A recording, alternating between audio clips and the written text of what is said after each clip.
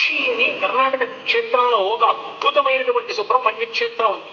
అది పరమశివానుగ్రహంలో వచ్చింది ఆ క్షేత్రం.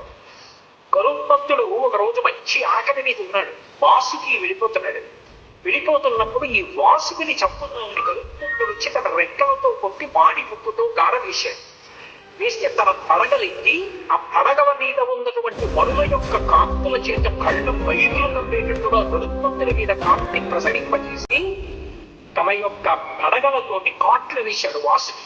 కానీ సహజభావంతుడైనటువంటి గరుత్మంతుడు ఆక్రమించబోయాడు. ఆర్తనాదం చేశాడు, శివ శివ శివ అని. వెంటనే కశ్యప ప్రజాపతి వచ్చాడు. వచ్చి గరుత్మంతుడి యొక్క తండ్రి వచ్చి కశ్యప ప్రజాపతి మహాశివ భక్తుడు వాసుకి. అటువంటి వాసుకిని చెనకుతున్న శివ అని పిలుస్తున్నాడు. ప్రమాదం సంభవిస్తుంది. వెంటనే విడిచిపెట్టేసి వేరొక ప్రాంతాన్ని చెప్పాడు. ఆ ప్రాంతానికి వెళ్ళిపో, అక్కడ నీకు ఆహారం